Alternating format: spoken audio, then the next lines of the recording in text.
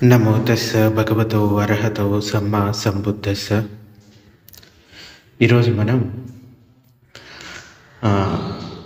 ఆదిత్య పర్యాయ సూక్తం గురించి చెప్పుకుందాం. ఇది చాలా ఇంపార్టెంట్ సూక్తం. భగవానుడు బోధించిన 3వ సూత్రం కింద చెప్పుకోవచ్చు. ఈ సూత్రాన్ని విన్న తర్వాత 1000 మంది అప్పటికప్పుడే అర్హంతులైపోతారు. అయితే నిన్న మనం ఎక్కడి వరకు చెప్పుకున్నాం? ఈ భద్రవర్గీయులు అని 30 మంది భగవానుడి దగ్గరికి వచ్చి ఆ తర్వాత ప్రవజ్య తీసుకుంటారు ధర్మాన్ని విని. అది అయిపోయిన తర్వాత అక్కడి నుంచి క్రమంగా చారిక చేస్తూ భగవానుడు ఉరివేలాన్ని చేరుకున్నాడు. ఆ సమయంలో ఉరివేలంలో ఉరివేల కశ్యపుడు, నదీ కశ్యపుడు, ఇంకా గయా కశ్యపుడు అనే 3 జటిలురు అంటే బాగా తల మీద వెంట్రుకలు పెంచుకొని ఉంటారు. అలాగే ఇది ఒక రకమైన సాంప్రదాయం అన్నమాట. అంటే యజ్ఞాలు అగ్నిహోత్రి చేస్తూ ఉంటారు కదా బ్రాహ్మణుల్లో, ఇది ఒక సాంప్రదాయం. సో ఈ 3 అన్నదమ్ములు వాటిని పాటిస్తూ ఉండేవాళ్ళు. వారిలో ఉరివేల కశ్యపుడికి 500 మంది జటిలురు ఉండేవాళ్ళు, అంటే శిష్యులుగా.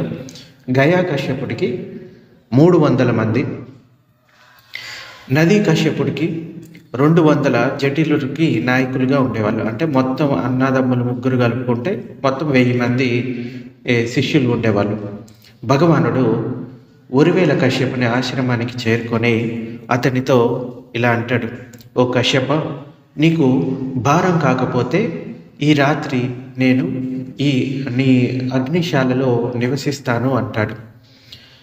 అప్పుడు ఉరివేల కశ్యపుడు ఇలా అంటాడు: మహాశ్రమణ, నాకేమీ భారమేమీ కాదు, కానీ ఆ అగ్నిశాలలో పెద్ద ప్రచండమైన దివ్యశక్తిధారి అయిన ఓ విషం గల ఘోర సర్పం ఒకటి ఉన్నది, అది నీకు హాని కలిగిస్తుందేమో అని చెప్తాడు. అంటే వంటశాల అంటే అప్పట్లో వంటలు చేసుకోవడానికి ఉపయోగించే గది అన్నమాట. సో అక్కడ ఒక పాము, పెద్ద పాము ఉంది. సో అందరూ అటువైపు వెళ్ళడానికి భయపడతారు. కానీ భగవానుడు ఈ కశ్యపుడు అర్హంత స్థితిని పొందడానికి సిద్ధంగా ఉన్నాడని భగవానుడు తెలుసుకుంటాడు. సో వారికి ధమ్మాన్ని బోధించాలి అంటే తప్పకుండా అక్కడ ఉండాల్సి ఉంటుంది. కొందరికి వెంటనే ధర్మం బోధిస్తే గ్రహిస్తారు, కొందరికి కొంత టైం పడుతుంది, కొందరికి ఇంకొంచెం ఎక్కువ టైం పడుతుంది, అంటే ఆ ధర్మాన్ని అర్థం చేసుకోవడానికి. అయితే ఈ కశ్యప సోదరుల విషయంలో ఏంటంటే వీళ్ళకి కొంచెం టైం ఎక్కువ పడుతుంది. ఎందుకంటే ఆల్రెడీ ఈ యజ్ఞ యాగాదులు లేకపోతే వాళ్ళు ఒక సాంప్రదాయాన్ని పాటిస్తూ ఉన్నారు. వాళ్ళకి వాళ్ళే అర్హంతులు అని భావిస్తూ ఉంటారు. సో ఇది ముందు వస్తుంది మనకి. అయితే వీళ్ళకి బోధించడానికి కొంచెం టైం పడుతుంది కాబట్టి వెంటనే వెళ్ళగానే భగవానుడు వీళ్ళకేమి ధర్మాన్ని బోధించడు. నేను ఇక్కడ ఉండొచ్చా అని అడుగుతాడు. అయితే 2వసారి కూడా 3వసారి కూడా భగవానుడు ఉరివేల కశ్యపుడితో ఇలా అంటాడు: కశ్యప, నీవు అగ్నిశాలలో నివసించుటకు అనుమతించు, ఆ సర్పం నన్నేమి చేయలేదు అని భగవానుడు అంటాడు. అయితే మహాశ్రమణ, మీ ఇష్టము, మీరు సుఖంగా అక్కడ ఉండొచ్చు అని చెప్తారు. అప్పుడు భగవానుడు అగ్నిశాలలో ప్రవేశించి గడ్డి చాపను పరుచుకొని ఆసనం వేసుకొని, అంటే పద్మాసనం వేసుకొని శరీరాన్ని నిలువుగా నిలిపి ఎరుకను స్థిరంగా ఉంచుకొని కూర్చొని ఉన్నాడు. భగవానుడు లోపలికి రావడాన్ని చూసి ఆ సర్పం కోపంతో పొగలు గక్కుతుంది, అంటే పొగలు చిమ్ముతుంది. అది చూసి భగవానుడు ఇలా అనుకున్నాడు: నేను ఈ సర్పానికి ఎటువంటి హాని కలిగించకుండా నా తేజంతో దాని తేజాన్ని ఎందుకు నశింప చేయకూడదు అని అనుకొని అప్పుడు భగవానుడు తన యోగ బలంతో, అంటే సైకిక్ పవర్స్ భగవానుడికి కూడా ఉంటాయి, వాటితోటి సర్పం వలె పొగలను వెలువరించాడు. సర్పం కోపం పట్టలేక ఇంకా ప్రజ్వలించింది. భగవానుడు కూడా అగ్ని మహాభూతంతో ఆ, తేజోధాతువుతో సమాధిస్తుడై ప్రజ్వలి ప్రజ్వలితుడయ్యాడు. వారిద్దరూ జ్యోతి రూపులు కావడం వలన అగ్నిశాల మిరుమిట్లు గొలుపుతూ ప్రకాశింపసాగింది. అప్పుడు ఆ జటిల బ్రాహ్మణులు అగ్నిశాలకు 4 వైపులా చేరి, అయ్యో, ఈ సుందరమైన రూపం కల మహాశ్రమణుణ్ణి సర్పం చంపుతుంది అని అనసాగారు. ఆ రాత్రి గడిచిన తరువాత నిస్తేజమై ఉన్న ఆ సర్పాన్ని తన పాత్రలోనికి తీసుకొని దానిని ఉరువేల కశ్యపునికి చూపించి, ఓ కశ్యప, ఇదిగో నీ సర్పం, నా తేజంతో తేజాన్ని నశింపచేశాను అని భగవానుడు అంటాడు. అప్పుడు ఉరువేల కశ్యపుడు, ఇతడు దివ్యశక్తి గల మహానుభావుడైన మహాశ్రమణుడు కావడం వల్లనే దివ్యశక్తి సంపన్నుడైన ఈ దివ్యశక్తి సంపన్నమైన ఘోర విషసర్పాన్ని తన తేజస్సుతో నిస్తేజం చేశాడు. కానీ నా వలె అర్హంతుడు మాత్రం కాడు అని ఆ ఉరువేల కశ్యపుడు అనుకుంటాడు. అంటే ఈ ఉరువేల కశ్యపుడు తనకు తానే అర్హంతుడని ఫీల్ అవుతూ ఉంటాడు, కానీ నిజానికి అతడు ఇంకా అర్హంతుడు కాదు. భగవానుణ్ణి ఈ చమత్కారంతో ప్రసన్నుడైన ఉరువేల కశ్యపుడు భగవానుడితో ఇలా అంటాడు, మహాశ్రమణ, ఇక్కడే విహరించండి, నేను ప్రతిదినం మీకు భోజనమిస్తూ మిమ్మల్ని సేవించుకుంటాను అని అంటాడు. ఆ సమయంలో ఉరువేల కశ్యపుడు జటులుడు ఒక మహాయజ్ఞాన్ని చేయాలనుకున్నాడు. దానిలో ఇంకా మగధ దేశవాసులు ఎన్నో భోజనాలను, కాదినీయాలను తీసుకొని వస్తారు. అప్పుడు ఉరువేల కశ్యపుని చిత్తంలో, ఇప్పుడు నేను మహాయజ్ఞం చేస్తాను, మగధ వాసులందరూ అనేక భోజనీయాలను తీసుకొని వస్తారు. అంటే ఆహార పదార్థాలు, కొరికి తినేవి, అలాగే ఆహారంగా తీసుకునేవి. అంటే మామూలు రైసు, వీటిని భోజనీయాలు అంటారు. కొరికి తినే వాటిని పండ్లు లేకపోతే స్వీట్స్, వీటన్నిటిని కాదనీయాలు అంటారు.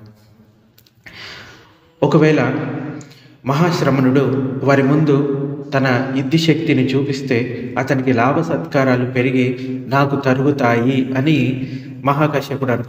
ఈ ఉరువేల కశ్యపుడు అనుకుంటాడు. కనుక రేపటి నుండి మహాశ్రమణుడు ఇక్కడికి రాకుండా ఉంటేనే బాగుంటుంది అని అనుకుంటాడు.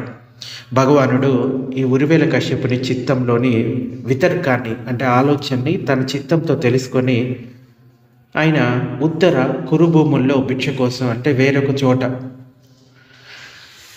భిక్ష చేసుకొని అనవాతప్త సరోవరం వద్ద భుజించి దినమంతా అక్కడే విహరించాడు.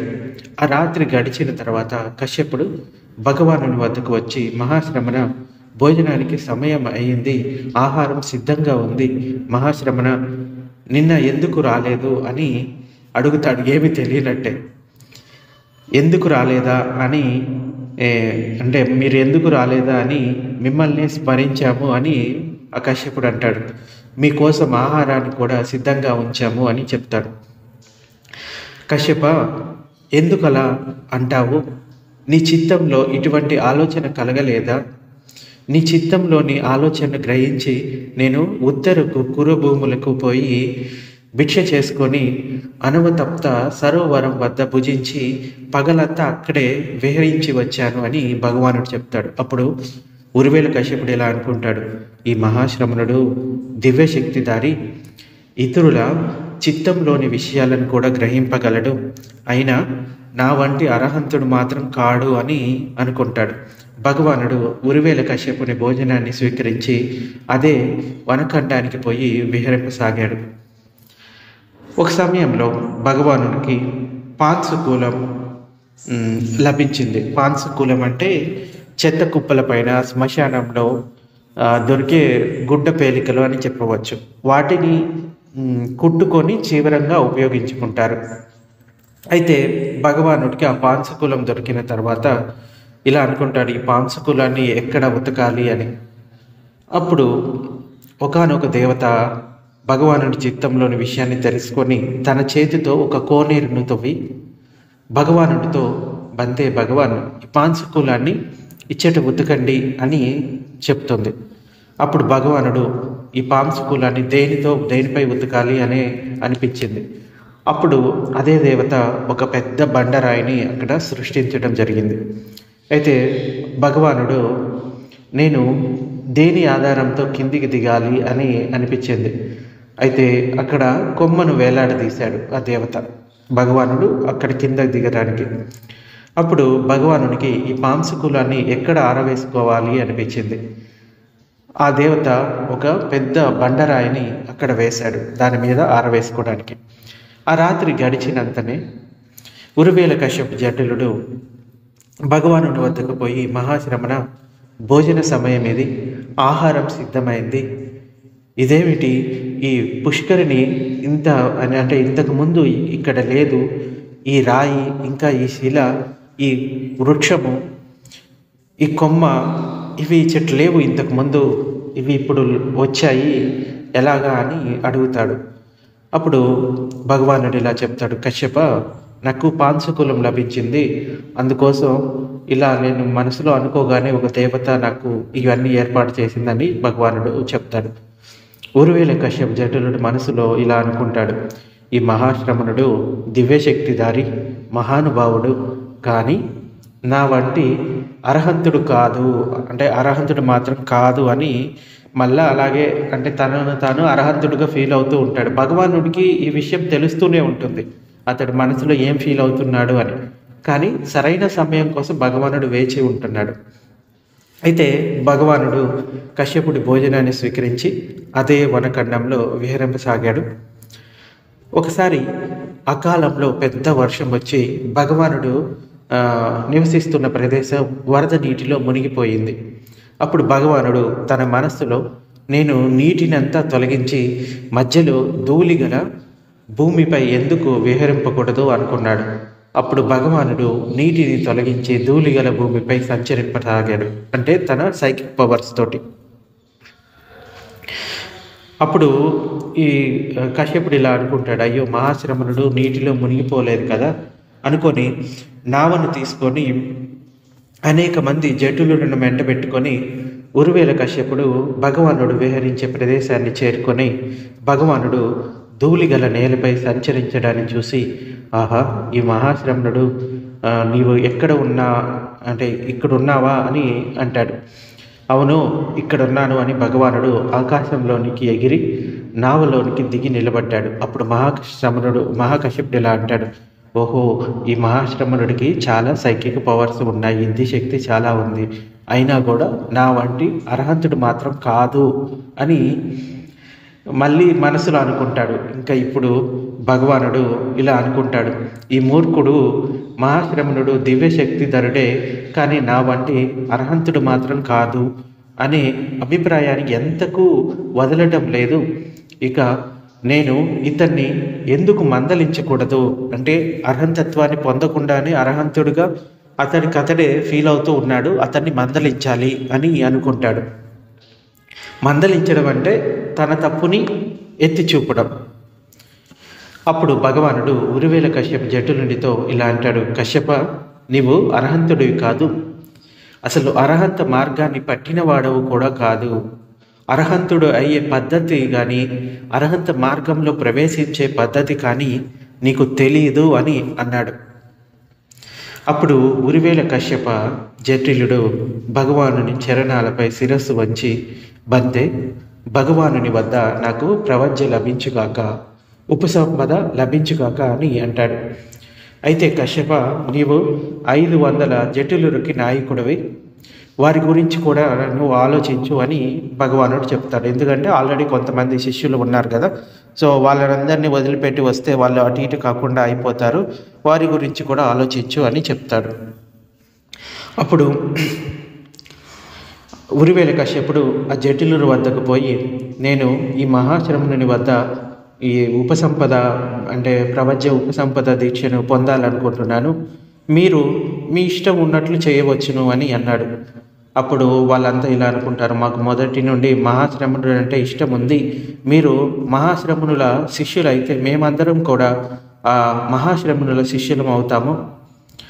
అప్పుడు జటిలులు అందరూ కూడా కేశాలను అంటే వాళ్ళ తల బాగా ఉంటుంది కదా, చాలా సంవత్సరాల నుంచి అది పెంచుకుంటూ ఉన్నారు. ఆ జటిలురందరూ కేశ జట సామాగ్రులను, జోలె, నెయ్యి, అగ్నిహోత్ర సామాగ్రులను తమ ఎదుటి గల జల ప్రవాహంలో పారవేసి భగవానుని వద్దకు పోయి భగవానుని పాదాలపై శిరస్సుని ముంచి, బంతే మాకు భగవానుని వద్ద ప్రవజ్య లభించుగాక, అలాగే ఉపసంపద లభించుగాక అన్నారు.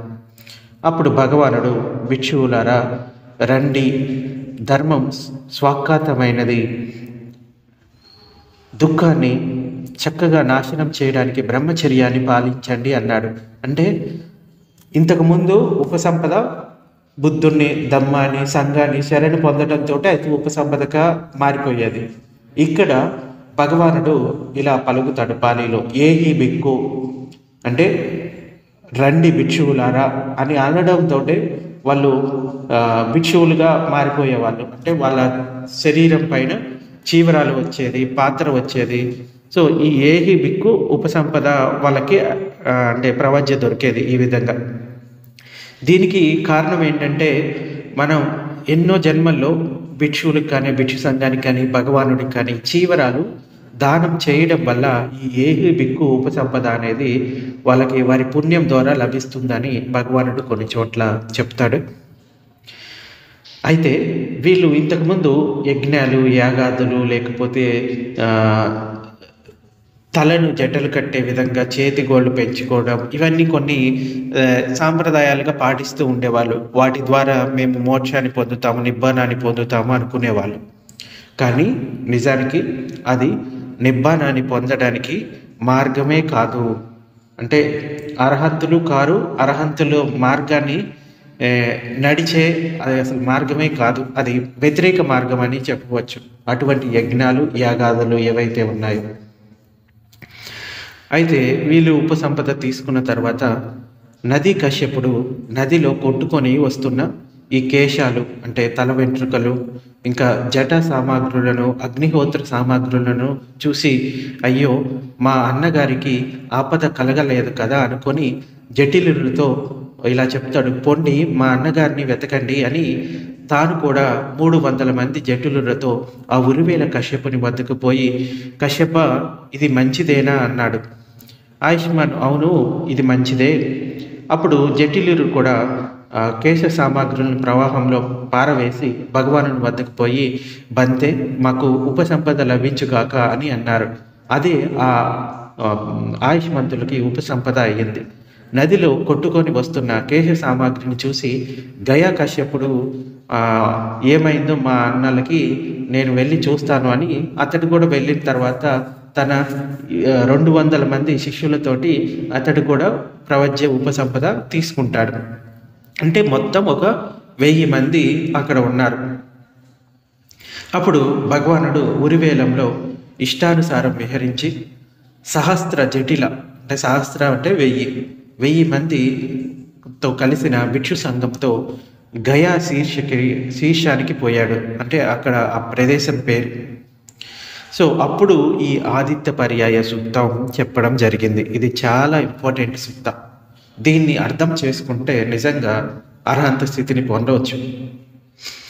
అయితే ఈ గయా శీర్షికలో భగవానుడు 1000 మంది భిక్షువులతో పాటు ఒక పర్వతం పైన విహరిస్తూ ఉన్నాడు. అక్కడ భగవానుడు భిక్షువులను సంబోధించాడు. భిక్షువులారా అని ఇలా చెప్తాడు భగవానుడు, భిక్షువులారా సమస్తం జ్వలిస్తూ ఉంది. ఏంటి సమస్తం జ్వలిస్తూ ఉంది? కన్ను జ్వలిస్తూ ఉంది, రూపం జ్వలిస్తూ ఉంది, చక్షురు విజ్ఞానం జ్వలిస్తూ ఉంది, చక్షు సంపస్స జ్వలిస్తూ ఉంది.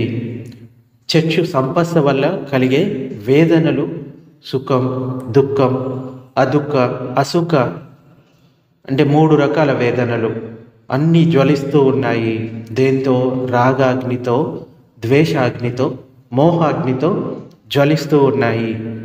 జన్మ, ముసలితనం వలన, మరణం వలన, ఏడవటం వలన, మొత్తుకోవడం వలన, దుఃఖంతో, దౌర్మనస్యంతో, చింతతో జ్వలిస్తున్నాయని నేను చెప్తూ ఉన్నాను. దీన్ని అర్థం చేసుకోవాలంటే మనం ముందు పంచస్కందాల గురించి కూడా కొంచెం వివరణ తీసుకోవాల్సి ఉంటుంది. పంచస్కందాలు ఏంటి? రూపస్కందం, అలాగే నామస్కందం. రూపస్కందం అంటే శరీరం, నామస్కందం అంటే మనసు. మనసులో 4 భాగాలు ఉంటాయి. ఏంటి? విజ్ఞానం, సంజ్ఞ, వేదన, అలాగే సంకార. ఇవి 4 భాగాలు. అలాగే 6 ఇంద్రియాలు: కన్ను, ముక్కు, చెవి, నాలుక, ఇంకా చర్మం అంటే శరీర స్పర్శ, అలాగే మనసు. ఈ 6 ఇంద్రియాలు ఉన్నాయి. ఇక్కడ భగవానుడు సమస్తం జ్వలిస్తూ ఉంది అని చెప్పాడు. కన్ను జ్వలిస్తూ ఉంది అని చెప్పాడు. కన్ను అంటే చక్షువు. అలాగే ఆయుధనాలు అని కూడా అంటారు. కన్ను అలాగే కంటితోటి ఏదైనా ఒక రూపాన్ని చూస్తాడు. రూపాన్ని చూడగానే అక్కడ చక్షుర్ విజ్ఞానం అనేది ఉత్పన్నమవుతుంది. సో కన్ను జ్వలిస్తూ ఉంది, అలాగే రూపం జ్వలిస్తూ ఉంది, అంటే కంటితోటి చూసే రూపం జ్వలిస్తూ ఉంది. అలాగే చక్షురు విజ్ఞానం అంటే విజ్ఞానం అంటే కాన్షియస్నెస్. ఈ చక్షురు విజ్ఞానం జ్వలిస్తూ ఉంది అంటే ఇంద్రియ విషయాల వల్ల కలిగే ఏవైతే కాంటాక్ట్ ఉందో దానివల్ల ఈ విజ్ఞానం అనేది ఏర్పడుతుంది. దీనికి ఒక ఉదాహరణ తర్వాత చెప్తాను నేను. సో ఈ చక్షుర్ విజ్ఞానం కూడా జ్వలిస్తూ ఉంది. ఆ చక్షుర్ సంపస్స కూడా జ్వలిస్తూ ఉంది. స్పర్శ అంటే కాంటాక్ట్, అంటే కంటితోటి ఏదైనా ఆబ్జెక్ట్ చూసామా అంటే అక్కడ కాంటాక్ట్ అనేది జరిగింది. ఏంటి? కన్నుతోటి అలాగే ఆ వస్తువుతోటి స్పర్శ అనేది జ్వలిస్తూ, అంటే స్పర్శ అనేది జరిగింది. ఆ స్పర్శ కూడా జ్వలిస్తూ ఉంది అంటే చక్షు సంపస్స అంటారు దాన్ని. పస్స అంటే స్పర్శ అనే అర్థము, సంపస్స అంటే ఈ చక్షు ద్వారా కలిగే స్పర్శ అని చెప్పవచ్చు. అలాగే ఈ చక్షు సంపస్స వలన కలిగే వేదనలు, సుఖ వేదనలు అయి ఉండొచ్చు, దుఃఖ వేదనలు అయి ఉండొచ్చు, అసుఖ వేదనలు అన్నీ కూడా జ్వలిస్తూ ఉన్నాయి. దేంతోటి? రాగంతోటి, ద్వేషాగ్నితోటి, మోహాగ్నితోటి. అలాగే జన్మ వలన, ముసలితనం వలన, మరణం వలన, మొత్తుకోవడం వలన, ఏడవటం వలన, దుఃఖంతో, దౌర్మనస్యంతో, చింతతో జ్వలిస్తున్నాయని నేను చెప్తున్నాను. సో ఇవన్నీ కూడా జరుగుతూనే ఉన్నాయి. ఉదాహరణకి కంటితోటి మీరు ఏదైనా ఒక వస్తువుని చూశారు అనుకోండి, అది చూడగానే ఆ కాన్షియస్నెస్ అనేది వస్తుంది. ఆబ్జెక్ట్ అంటే మనసులోని ఒక భాగం కాన్షియస్నెస్ అన్నమాట. దాన్ని విజ్ఞానం అంటారు. ఆ చక్షు విజ్ఞానం, ఆ తర్వాత కాంటాక్ట్ అనేది ఏర్పడుతుంది ఆ వస్తువుకి ఇంకా మీ కంటికి. ఆ కాంటాక్ట్ అనేది జరగగానే మన సంజ్ఞ పని చేయడం మొదలు పెడుతుంది. ఆ సంజ్ఞ పని ఏంటి అంటే మనస్సులో ఏదైనా విషయం ఆల్రెడీ స్టోరేజ్ ఉండుంటే కనుక దాని పట్ల ఇది మంచిది, ఇది చెడ్డది అని వెలుగు కడుతుంది. ఆ సంజ్ఞ ఉత్పన్నం అవ్వగానే ఇది మంచిది, ఇది చెడ్డది అని ఉత్పన్నం అవ్వగానే వెంటనే వేదన అనేది ఉత్పన్నమవుతుంది. వేదన అంటే ఫీలింగ్. ఆ ఫీలింగు ఏంటి? సుఖంగా అనిపించవచ్చు, దుఃఖంగా అనిపించవచ్చు, లేకపోతే అసుఖ అదుఃఖ అంటే న్యూట్రల్గా ఉండవచ్చు. ఈ 3 రకాల వేదనలు అనేవి జరుగుతాయి. దేనివల్ల? చక్షు సంపస్స వల్ల. అంటే కంటితోటి ఏదైనా ఆబ్జెక్ట్కి ఒక స్పర్శ జరిగింది, కాంటాక్ట్ జరిగినప్పుడు ఈ వేదన అనేది ఏర్పడుతుంది.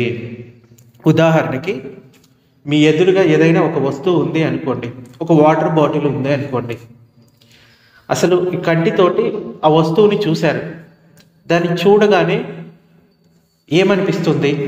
వెంటనే ఈ సంజ్ఞ పనిచేయడం మొదలు పెడుతుంది. ఇది ఒక కలర్ వాటర్ బాటిల్, ఆ కలర్కి కూడా ఒక ట్యాగ్ ఇస్తుంది. ఇది బ్లూ కలర్ వాటర్ బాటిల్, లేకపోతే ఎల్లో కలర్ వాటర్ బాటిల్, లేకపోతే వైట్ కలర్ వాటర్ బాటిల్. అవన్నీ కూడా మన స్టోరేజే, వేరే ఇంకేమీ కాదు. సో వెంటనే ఆ స్పర్శ జరుగుతుంది. స్పర్శ జరగగానే అది ఆల్రెడీ రాగంతో కూడిన స్పర్శ అయితే కనుక, అంటే అక్కడ రాగం కనుక ఉత్పన్నమైతే సుఖవేదన అనేది ఉత్పన్నమవుతుంది. అంటే అది మీకు సుఖంగా అనిపిస్తే దాన్ని చూడగానే మీ లోపల చాలా ప్లెజెంట్ ఫీలింగ్ వస్తుంది. వేదన అంటే ఫీలింగ్ అనమాట. చాలా ప్లెజెంట్ ఫీలింగ్ వస్తుంది. అప్పుడు మీ లోపల రాగం అనేది అంటే రాగ సంస్కారాలు అనేవి పుడతాయి. అలాగే ఆ వస్తువు పట్ల మీకు వ్యతిరేకత ఉంది అంటే కంటితోటి ఆ వస్తువుని చూశారు, లేకపోతే వ్యక్తిని చూశారు, ఆ సంజ్ఞ పనిచేస్తుంది. వెంటనే సంజ్ఞ పనిచేయగానే ఏం చెప్తుంది? ఇది మంచిది కాదు, ఇది చెడ్డది అని చెప్పగానే వెంటనే ద్వేషం అనేది ఉత్పన్నమవుతుంది. అంటే దుఃఖ వేదన కలగగానే ద్వేషం ఉత్పన్నమవుతుంది. ఆ ద్వేషం ఉత్పన్నం అవ్వగానే ఏం జరుగుతుంది? ద్వేష సంస్కారాలు అనేవి పుడతాయి. అందుచేత ఈ కాంటాక్ట్ వలన వేదన అనేది పుడుతుంది, వేదన వలన ఈ సంస్కారాలు అనేవి పుడతాయి. ఇది ఒక ఫార్మాట్లో జరుగుతూనే ఉంటుంది వాటి నేచర్ ప్రకారం, వాటిని మనం ఆపలేము. ఇంకా ఈ రాగం వలన, ద్వేషాగ్ని వలన, మోహాగ్ని వలన మళ్ళీ పుట్టుక దొరుకుతుంది. ముసలితనం, పుట్టామంటే ముసలితనం, మరణము, ఏడవడము, మొత్తుకోవడము, మానసిక దుఃఖం, శారీరక దుఃఖం, దౌర్మానస్యం, చింత, వీటన్నిటితోటి ఈ ఇంద్రియాలు జ్వలిస్తూ ఉన్నాయి. అంటే పుట్టినప్పటి నుంచి చూడండి, ప్రతి క్షణం ఈ ఇంద్రియాలతోటి ఏదో ఒక కాంటాక్ట్ జరుగుతూనే ఉంది. అక్కడ రాగ సంస్కారాలు జనిస్తూనే ఉన్నాయి, ద్వేష సంస్కారాలు జనిస్తూనే ఉన్నాయి, ఇంకా మోహ సంస్కారాలు జనిస్తూనే ఉన్నాయి. ఇవన్నీ జరుగుతూ ఉన్నాయి. సో ప్రతి క్షణం ఈ ఇంద్రియాలు జ్వలిస్తూ ఉన్నాయి. జ్వలించడం అంటే మండుతూ ఉన్నాయి. దేంతో? రాగంతో, ద్వేషంతో, మోహంతో. సో శ్రోతం కూడా జ్వలిస్తూ ఉంది, శబ్దం జ్వలిస్తూ ఉంది. అంటే శ్రోతం అంటే చెవి, శబ్దం గ్రహిస్తుంది. చెవి పని ఏంటి? శబ్దాన్ని గ్రహించడం. అలాగే శ్రోత విజ్ఞానం అక్కడ ఏర్పడుతుంది, శ్రోత సంపస్స జరుగుతుంది. శ్రోత సంపస్స వలన కలిగే వేదనలు జ్వలిస్తున్నాయని నేను అంటాను. అంటే సుఖ వేదన, దుఃఖ వేదన, అలాగే అసుఖ అదుఃఖ వేదనలు జ్వలిస్తున్నాయి. దేంతో? రాగంతో, ద్వేషంతో, మోహాగ్నులతోటి జ్వలిస్తున్నాయి. అలాగే జిహ్వ కూడా గాన జ్వలిస్తూ ఉంది. గానం అంటే ముక్కు. గంధం జ్వలిస్తూ ఉంది, గంధం అంటే వాసన. అలాగే గాన విజ్ఞానం జ్వలిస్తూ ఉన్నాయని నేను అంటాను. అలాగే జిహ్వ జ్వలిస్తూ ఉంది, జిహ్వ అంటే నాలుక. అలాగే రసం జ్వలిస్తూ ఉంది, రసం అంటే రుచి. జిహ్వ విజ్ఞానం ఇంకా జిహ్వ సంపస్సతో కలిగే వేదనలు జ్వలిస్తూ ఉన్నాయి. అలాగే కాయం జ్వలిస్తూ ఉంది, కాయం అంటే శరీరం. అలాగే స్పర్శ జ్వలిస్తూ ఉంది. స్పర్శ అంటే మన శరీరానికి స్పర్శ జరుగుతూ ఉంటుంది కదా. ఇప్పుడు ఒక చల్లగాలి తగిలింది అనుకో, మనకి చల్లగా అనిపిస్తుంది. వేడి గాలి తగిలితే వేడిగా అనిపిస్తుంది. చెమట వచ్చిందంటే కొంచెం చిరాగ్గా అనిపిస్తూ ఉంటుంది. అంటే ఇవన్నీ కూడా స్పర్శలే. అలాగే శారీరకంగా మనం ఏదైనా ముట్టుకున్నప్పుడు కానీ, లేకపోతే ఏదైనా మనకి తగిలినప్పుడు కానీ కలిగే స్పర్శ అన్నమాట. దాన్ని స్పర్శ అంటారు. అది జ్వలిస్తూ ఉంది. కాయ విజ్ఞానం జ్వలిస్తూ ఉంది, కాయ సంపస్స జ్వలిస్తూ ఉంది. కాయ సంపస్సతో కలిగే వేదనలు జ్వలిస్తూ ఉన్నాయి. మనస్సు జ్వలిస్తూ ఉంది. అలాగే మనోధర్మాలు, ఈ మనస్సుని కూడా ఒక ఇంద్రియం కిందే భగవానుడు చెప్తాడు. ఆ మనస్సులో ఉండే ఆలోచనలు జ్వలిస్తూ ఉన్నాయి. దేని వలన జ్వలిస్తూ ఉన్నాయి? రాగాగ్నితోటి, ద్వేషాగ్నితోటి, మోహాగ్నితోటి జ్వలిస్తూ ఉన్నాయి. జన్మ, జర, మరణాలు కలగటం వలన జ్వలిస్తూ ఉన్నాయి. ఏడవటం, బతుకోవడం వలన, దుఃఖ దౌర్మానస్యాల వలన జ్వలిస్తూ ఉన్నాయి అని అంటున్నాను అని భగవానుడు చెప్తాడు. అంటే ఈ 6 ఇంద్రియాలు వాటి విషయాల ద్వారా జ్వలిస్తూ ఉన్నాయి. ఎప్పుడు రాగంతో, ద్వేషంతో, మోహంతో జ్వలిస్తూ ఉన్నాయి. ఇప్పుడు ఏదైనా మీకు ఒక వస్తువు మీద కోరిక కలిగింది అంటే దానికి కారణం ఏంటంటే మీ లోపల రాగం ఉండటం వలనే, ఇష్టం ఉండటం, కోరిక ఉండటమే. అలాగే ఒక వ్యక్తి పట్ల, ఒక వస్తువు పట్ల మీకు అక్కడ అయిష్టం ఏర్పడిందంటే మీ మనసులో ఉన్న ద్వేషమే దానికి కారణము. ఒక వస్తువు పట్ల ఉన్నది ఉన్నట్లుగా చూడలేకపోతున్నాము అంటే మోహం కారణంగానే అది చూడలేకపోతున్నాము.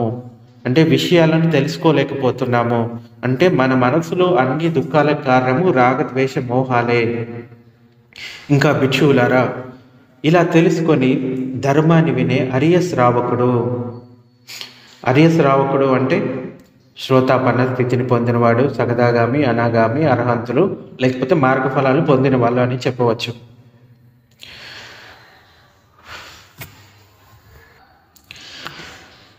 అతడు చక్షు నుండి నిర్వేదాన్ని పొందుతాడు. అంటే వైరాగ్యానికి ముందరి స్థితిని నిర్వేదం అంటారు. సో ఆ చక్షు పట్ల నిర్వేదాన్ని పొందుతాడు. అలాగే రూపం నుండి నిర్వేదాన్ని పొందుతాడు. చక్షురు విజ్ఞానం నుండి, చక్షురు జ్ఞానం నుండి నిర్వేదాన్ని పొందుతాడు. చక్షు సంపస్స నుండి నిర్వేదాన్ని పొందుతాడు. చక్షు సంపస్స వలన కలిగే సుఖ, దుఃఖ, అసుఖ, అదుఃఖ వేదనల నుండి నిర్వేదాన్ని పొందుతాడు. అంటే మనం నిబ్బానాన్ని పొందాలి అంటే ఆ చక్షువుల పట్ల, వాటి విషయాల పట్ల నిర్వేదాన్ని పొందాలి. నిర్వేదం అంటే వైరాగ్యానికి ముందరి స్థితిని నిర్వేదం అంటారు. అలాగే శ్రోతం నుండి, శబ్దం నుండి, శ్రోత విజ్ఞానం నుండి, శ్రోత సంపస్స నుండి, శ్రోత సంపస్స వలన కలిగే వేదనల నుండి, అలాగే గానం నుండి, అంటే గానం అంటే ముక్కు, గంధం నుండి, వాసన నుండి, గాన విజ్ఞానం నుండి, గాన సంపస్స నుండి, గాన సంపస్స వలన కలిగే వేదనల నుండి, జిహ్వ నుండి, అలాగే రుచి నుండి, జిహ్వ విజ్ఞానం నుండి, జిహ్వ సంపస్స నుండి, జిహ్వ సంపస్స వలన కలిగే సుఖ వేదన అంటే దుఃఖ వేదన, అసుఖ అదుఃఖ వేదనల నుండి, అలాగే శరీరం నుండి, శరీరం వల్ల కలిగే స్పర్శ నుండి, శరీర విజ్ఞానం నుండి, శరీరం సంపస్స నుండి కలిగే వేదనల నుండి, అలాగే మనస్సు నుండి నిర్వేదాన్ని పొందుతాడు. అలాగే మనోధర్మాల నుండి, మనోధర్మాలు అంటే ఆలోచనలు, వాటి నుండి నిర్వేదాన్ని పొందుతున్నాడు. అలాగే మనో విజ్ఞానం నుండి, మనో సంపస్స నుండి, మనో సంపస్స వలన కలిగే సుఖ, దుఃఖ, అసుఖ, అదుఃఖ వేదనల నుండి నిర్వేదాన్ని పొందుతాడు. పొంది ఉదాసీనుడై విరక్తుడవుతాడు. విరక్తుడై ముక్తుడవుతాడు. ముక్తుడైన తర్వాత నేను ముక్తుడనయ్యాను అనే జ్ఞానాన్ని పొందుతాడు. ఇక రాకపోకలు నశించాయి, మళ్ళీ పుట్టుక అనేది లేదు. బ్రహ్మచర్య వాసం ఫలించింది. బ్రహ్మచర్య వాసం అంటే దేనికోసమైతే ప్రపంచ జీవితాన్ని తీసుకున్నారో ఆ ఫలితాన్ని పొందారు, అంటే నిబ్బానాన్ని పొందుతారు. చేయవలసిన దానిని చేశాను, ఇక చేయవలసింది ఏదీ లేదు అని గ్రహిస్తాడు. సో ఈ ఇంద్రియాల, వాటి విషయాల నుండి నిర్వేదాన్ని పొందాలి, విరక్తిని పొందాలి. వాటి పట్ల ఉన్న ఆసక్తులన్నీ కూడా తొలగిపోవాలి. సో ఈ విధంగా భగవానుడు ఈ వ్యాఖ్యానాన్ని చేస్తూ ఉన్నప్పుడే అక్కడ ఉన్న ఆ 1000 మంది భిక్షువులు వారి చిత్తాలు ఈ అన్ని రకాల క్లేశాల నుండి విముక్తమయ్యాయి, అంటే చిత్త మలినాల నుండి విముక్తమయ్యాయి. అక్కడ ఉన్న 1000 మంది కూడా అర్హంతులైపోతారు. సో మనం ప్రతిరోజు కూడా ఇంద్రియాలతోటి ఎన్నో విషయాలను గ్రహిస్తూ ఉంటాము. మనం ఏం చేస్తామంటే కంటితోటి ఏదైనా రూపాన్ని చూసామంటే దాని పట్ల వెళ్ళిపోతాము, దాని పట్ల రాగాన్నో, ద్వేషాన్ని, మోహాన్ని పెంచుకుంటూ పోతాము. కానీ మనం చేయాల్సింది ఏంటంటే వాటి పట్ల నిర్వేదాన్ని పొందాలి. కన్ను ఉంటాయి కానీ గుడ్డివాడిగా ఉంటాడు. చెవులు ఉంటాయి కానీ వినని వాడిగా ఉంటాడు. నాలుక ఉంటుంది కానీ రుచి గురించి ఆసక్తుడు అవ్వని వాడిగా ఉంటాడు. వాసన ఉంటుంది, దాని పట్ల ఆసక్తుడు అవ్వని వాడై ఉంటాడు. అలాగే శారీరక స్పర్శలు ఉంటాయి కానీ వాటి పట్ల ఆసక్తుడు అవ్వని వాడిగా ఉంటాడు. అలాగే మనసులో ఆలోచనలు కలుగుతూ ఉంటాయి, వాటి పట్ల నిర్వేదాన్ని పొంది ఉండాలి అన్నమాట. సో నిర్వేదమే నిబ్బానం, పూర్తి విరక్తులు అవ్వాలి. అలాగని కేవలం ఉన్న విషయాలను, అంటే గృహస్థ జీవితంలో విరక్తుడయ్యి అన్నీ వదిలేశాను కదా నేను ఇప్పుడు నిబ్బానాన్ని పొందానా అంటే అలా కాదు. పూర్తి పంచస్కందాల నుండి విరక్తుడై ఉండాలన్నమాట. సో దానికి చాలా ప్రాక్టీస్ అవసరం అవుతుంది. ఈ సుత్తాన్ని మళ్ళీ మళ్ళీ వినండి, చాలా ఇంపార్టెంట్ సుత్తం. సో మన రోజువారీ జీవితంలో కూడా ఈ విషయాలు చాలా ఉపయోగపడతాయి. సో ఇది ఈరోజు ప్రవచనం. అంటే కొంతమంది అర్హంత స్థితిని పొందకున్నా కానీ అర్హంత స్థితిని పొందాము అనే అజ్ఞానంలో ఉంటూ ఉంటారు. కానీ అర్హంత స్థితిని పొందడానికి మార్గం తెలియకుండానే వాళ్ళు అర్హంత స్థితిని పొందాము అనుకుంటారు. సో అంచేత మార్గాన్ని తెలుసుకోవాలి, సరైన మార్గంలో నడవాలి. దాని ఫలితాలను అప్పుడు పొందగలుగుతాము. అంచేత మనకి ఏది చేయడం వలన మన మనసులో ఉన్న రాగద్వేష మోహాలు తొలగిపోయి ఈ నిర్వేదాన్ని పొందుతామో అది సరైన ప్రాక్టీస్. అలా కాకుండా వేరే అంటే కొంతమంది మామూలు వైరాగ్యాన్ని పొందినంత మాత్రాన అది నిబ్బానం అని చెప్పలేము. నిబ్బానం అంటే పూర్తి పంచస్కందాల నుండి విరక్తిని పొంది ఉండటం అన్నమాట. ఇంకా ఎటువంటి అటాచ్మెంట్స్ ఉండవు. సో ఆ స్థితిని పొందడానికి ప్రతి ఒక్కరు కూడా ప్రయత్నించాలి. అప్పుడే ఇంకొక పుట్టుక అనేది ఉండదు.